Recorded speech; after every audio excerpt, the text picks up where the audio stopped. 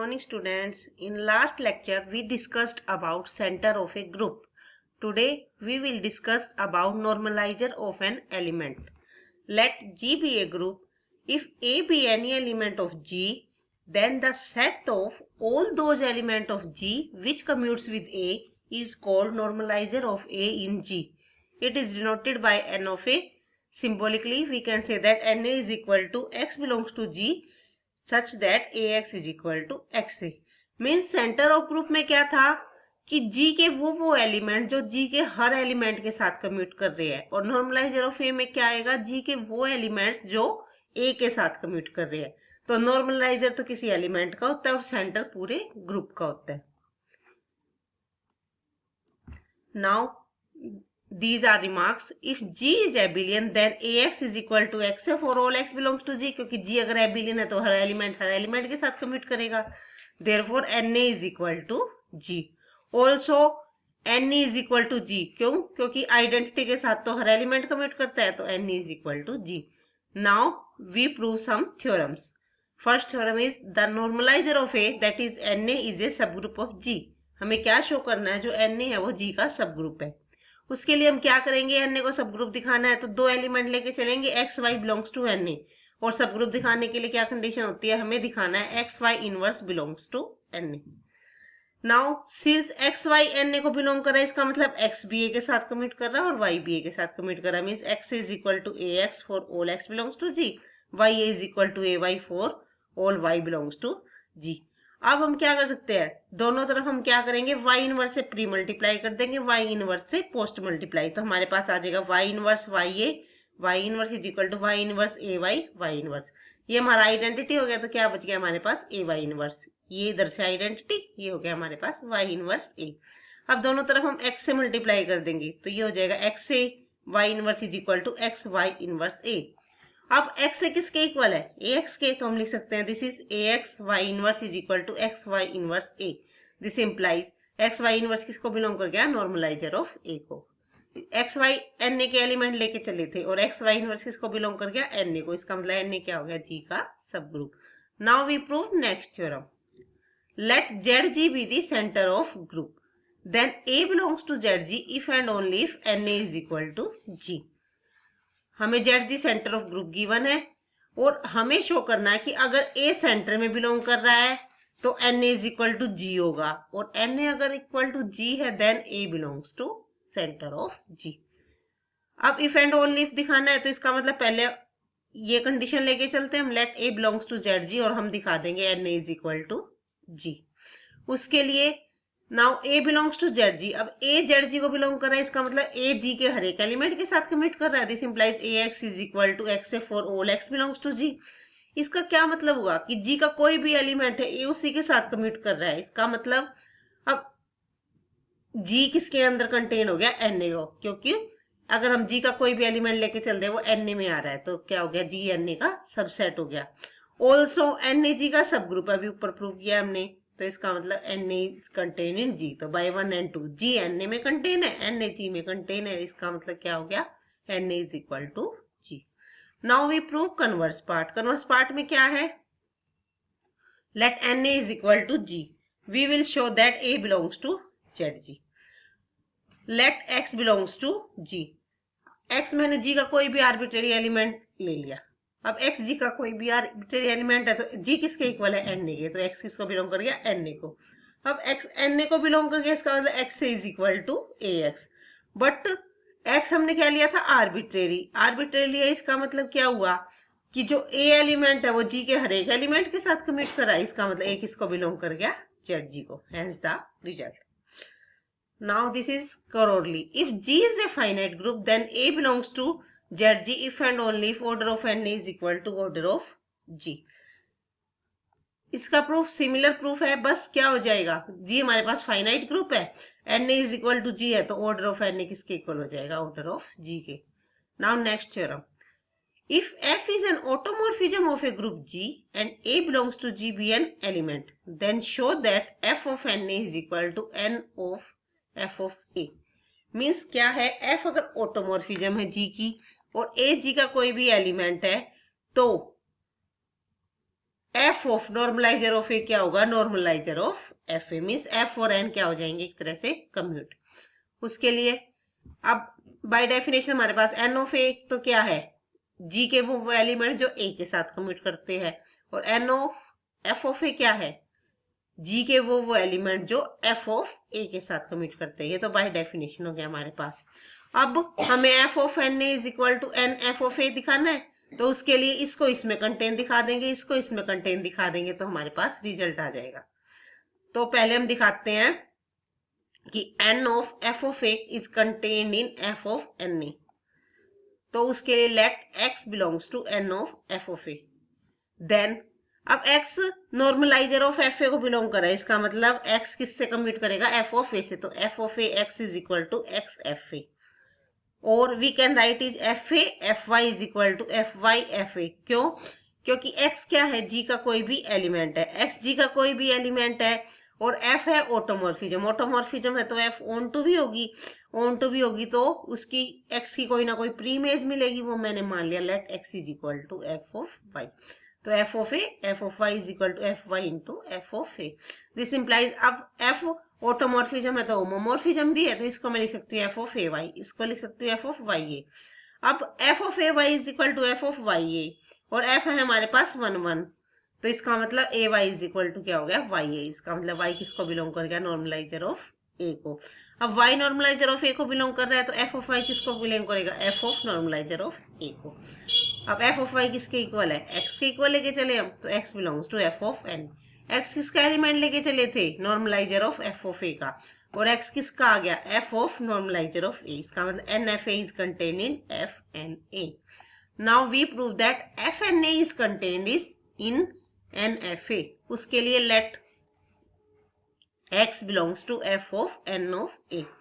Then अब x इसको belong कर रहा है F of normaliser of a को, तो x किस टाइप का होगा, x is equal to F of y where y belongs to N of a. Now y N a को बिलोंग कर रहा है, इसका मतलब y नॉर्मलाइजर को बिलोंग कर रहा है, इसका मतलब y of A y a is equal to a y. अब y is equal to a y है, तो F of Y a is equal to F of A y. अब ये एफ होमोमॉर्फिज्म है तो ये सेपरेट हो जाएगी, इसका मतलब F of y into F of A is equal to F of a into F of y. अब एफ ऑफ वाई किसके इक्वल है, एक्स के, तो x F A is equal to F of A x. This implies x किसको belong कर गया, normaliser of f a को, क्योंकि एक्स एफ ऑफ ए के साथ कम्यूट कर रहा है, तो F N A is contained in N F A. Then by 1 and 2, तो 1 and 2 से हमारे पास क्या आ गया, N F A is equal to F N A, hence the theorem. Now we define characteristic subgroups. Let G be a group. A subgroup H of G is said to be a characteristic subgroup of G if TH is contained in H for all T belongs to automorphism of G. Means क्या है, G कोई भी group है, H कोई भी सब group है, तो वो सब ग्रुप हमारा करेक्टरिस्टिक सब ग्रुप बोला जाएगा। कब, अगर H की जो इमेज है T of H is contained in H for all T belongs to OT G। Means कोई भी ऑटोमॉर्फिज्म ले और उसकी इमेज अगर H के अंडर कंटेन हो जाए, तो इसका मतलब वो सब ग्रुप हमारा क्या है, characteristic subgroup. Now we give some examples. First example is let G is equal to identity A square A cube be a cyclic group of order 4। Then show that S is equal to identity A square is a characteristic subgroup of G. With G हमें group दे रखा है, इसमें 4 element है, identity A square A cube, और H दे रखा है identity और A square का, तो हमें ये शो करना H G का क्या है, करेक्टरिस्टिक सबग्रुप। उसके लिए सबसे पहले तो ऑर्डर ऑफ G क्या है, 4, तो ऑर्डर ऑफ ओट G क्या हो जाएगा, या G लिखना रह गया, ऑर्डर ऑफ ओट G क्या हो जाएगा, 5 4, ये हमने लास्ट टाइम थ्योरम की थी, तो 5 4 कितना होता है, 2, क्योंकि 4 के जो को प्राइम नंबर है कौन कौन से है, 1 है और 3 है, तो इसका मतलब 5 और 4 क्या हो गया, 2। तो ओट जी क्या बन जाएगी, F1 और F3, वेयर F1x तो आएगा x और F3x आएगा x3। हमने लास्ट तो नहीं, अभी हमने इससे पहले वीडियो में किया था कि अगर हमारा इस टाइप से ऑटोमॉर्फिज्म निकालने का फॉर्मूला था हमारे पास F1 F2 F3 F2 सोन FMI, तो FMX किसके इक्वल होता है, x to the power m के। ध्यान से देखना, लास्ट वीडियो में हमने किया है।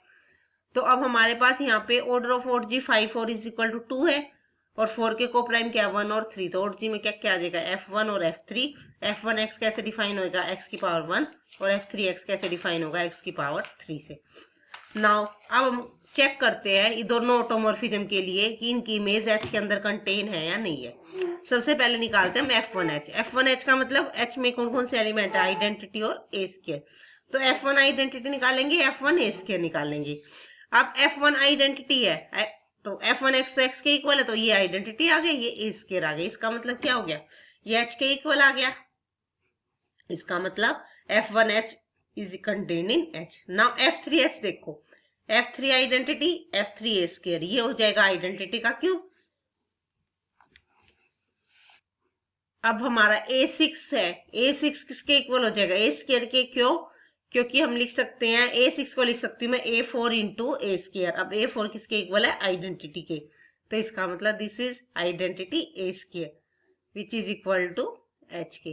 तो F1H भी H में कंटेन हो गया, F3H भी H में कंटेन हो गया। इसका मतलब H क्या हो गया, G का characteristic subgroup. Now next example, let G be an abelian group, show that H is equal to X belongs to G, X की power n is equal to identity where n is a fixed integer is a characteristic subgroup of G।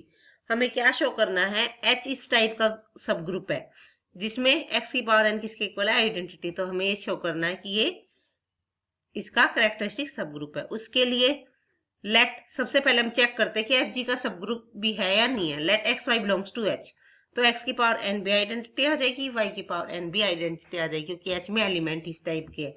Now we check x y inverse whole to the power n, तो इसको ये हो जाएगा x की n, y inverse की power n, क्योंकि g एबिलियन है, एबिलियन नहीं होता तो ये कंडीशन नहीं होती, तो सेपरेट कर सकते हैं हम।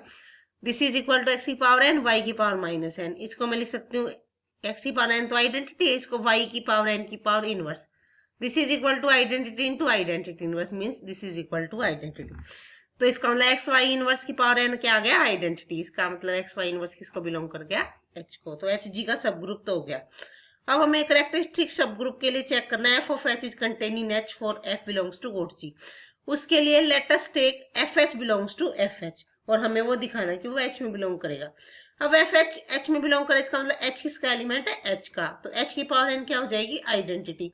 अब एच की पावर n आइडेंटिटी, तो एफ ऑफ एच एन क्या हो जाएगा, f of e which is also equal to identity. इसका मतलब एफ ऑफ एच की पावर n लिख सकते हैं ना हम इसको, हमने लास्ट टाइम किया है क्योंकि एफ ऑटोमॉर्फिज्म है, इज इक्वल टू आइडेंटिटी। इसका मतलब एफ एच किसको बिलोंग कर गया, एच को। एफ एच लेके किसका चले थे, एफ ऑफ एच का, आ गया किसमें, एच में। इसका मतलब F of H is contain in H, तो एच क्या हो गया, characteristic subgroup of G. Now next example, show that characteristic subgroup of G is a normal subgroup of G but the converse is not true, या फिर we can say that is the converse true. हमें check करना कि converse true है या नहीं है। उसके लिए let H be a characteristic subgroup and A belongs to G, X belongs to H. Then we have to show that H is normal subgroup. तो उसके लिए क्या करें, हम दिखा देंगे AX A inverse belongs to H, तो हमारा H क्या हो जाएगा, normal subgroup. Now since TS is contained in H for all T belongs to OT G, तो इन पर्टिकुलर OT G में तो इनर ऑटोमॉर्फिज्म भी आती है, तो हम कोई इनर ऑटोमॉर्फिज्म ले लेंगे तो उसकी इमेज भी H में कंटेन होगी। तो मैंने मान लिया TA inverse of H is contained in H। अब TA इनवर्स क्या है, इन G, और इन G हमारा किसमें होता है, ओट G में। अब TA इनवर्स अगर हम डिफाइन करेंगे तो क्या हो जाएगा, AX A inverse. TA inverse X क्या होगा, AX A इनवर्स, और TA इनवर्स H किसमें कंटेन है, H में। तो इसका मतलब AX A इनवर्स किसमें कंटेन हो गया, H में। किसको बिलोंग कर गया, H को। तो H क्या हो गया, normal subgroup of G। But converse not true, converse के लिए लेके चलो G, E A B A square B square और A B square is equal to identity, A B equal to B. तो ये एबिलियन ग्रुप हो जाएगा जिसका ऑर्डर क्या होगा, 4। और obviously h is equal to identity और ए क्या हो जाएगा, इसका सब ग्रुप। अब इस सब ग्रुप का इंडेक्स क्या है, 2, और जिसका भी सब ग्रुप का इंडेक्स 2 होता है उसको हम क्या कहते हैं, वो नॉर्मल सब ग्रुप है जी का। तो ये नॉर्मल सब ग्रुप तो हो गया जी का, लेकिन ये कैरेक्टरिस्टिक सब ग्रुप नहीं है। क्यों, क्योंकि अगर मैंने टी डिफाइन कर ली G to G by T of A is equal to B, T B is equal to A, T A B is equal to A B, T of E is equal to E, then T aut G को तो belong कर जाएगी, but T A is equal to B does not belongs to H। इसका मतलब ये एक normal सब group तो है पर करेक्टरिस्टिक सब ग्रुप नहीं है।